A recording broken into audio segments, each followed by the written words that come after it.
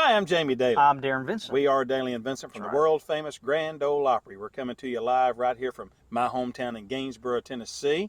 We're excited to be here today and talk about our country music history. Yeah. Darren, since you're older than I am, I see what I did there. You can go first.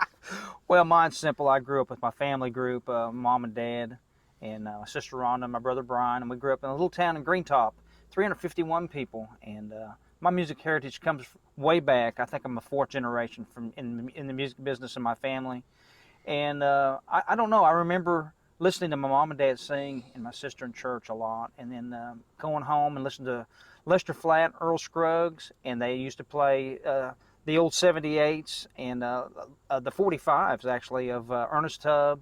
I remember hearing Wimley Cooper, and just that's my heritage growing up, listening to that. And then as I got older, turned into Emmylou Harris, Ricky Skaggs, and of course, the list goes on and on. But that's my musical heritage. Also, would you tell the story about the first time you got to play the Opry? But before that, talk about Ernest Tubb and the guitar case. That's a great country music. Keith Bilbrey always talks every time he sees us. He always remembers the Ernest Tubb record shop there in Nashville, Tennessee.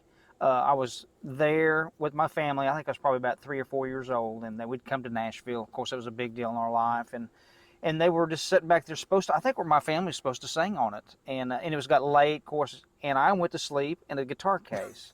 And of course, Ernest Tubb would come out to start the show, and he walked by, and Keith seen this, and he said that he stopped and just looked at me, said, "Just let the little feller sleep." That's what he told him, and walked right on and started the Ernest Tubb record show, or the show, the Midnight Jamboree at that point. That's a pretty cool Ernest Tubb show. And then you tell about the first time of playing the Grand Ole Opry and why you got to play it. Absolutely. And how old were you? I'll tell that. I was 18 years old, and the only way we got to play the Grand Ole Opry was because of Charlie Louvin of the Louvin Brothers.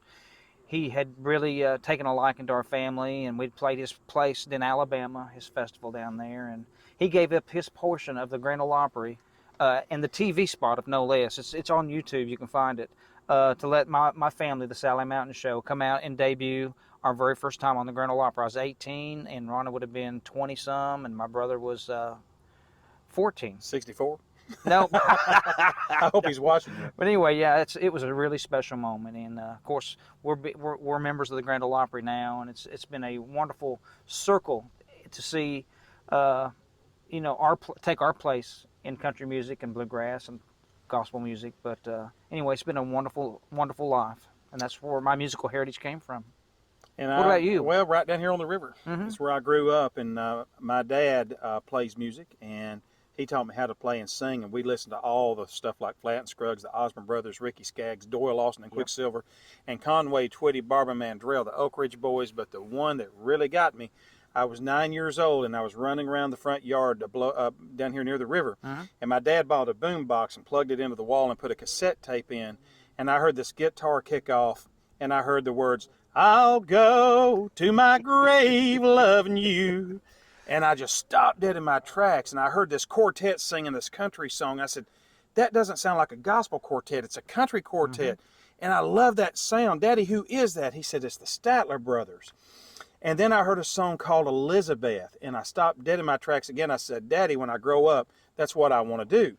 And so to move forward, we actually did a record in tribute to the Statler Brothers, and it brought us our first mainstream country music Grammy Award, and we were nominated with Lady Antebellum, Little Big Town, Zach Brown Band. Lady Antebellum won that year with Need You Now. But the song Elizabeth that I remember from my childhood, that's what got me into country music. That's what took us to Hollywood, and we got on the red carpet and had a big time at the Grammys. But later on, another tie-in to country music that we have is we got to sing for the Statler Brothers along with Reba McEntire and their sons Will and Langdon as they went into the Country Music Hall of Fame.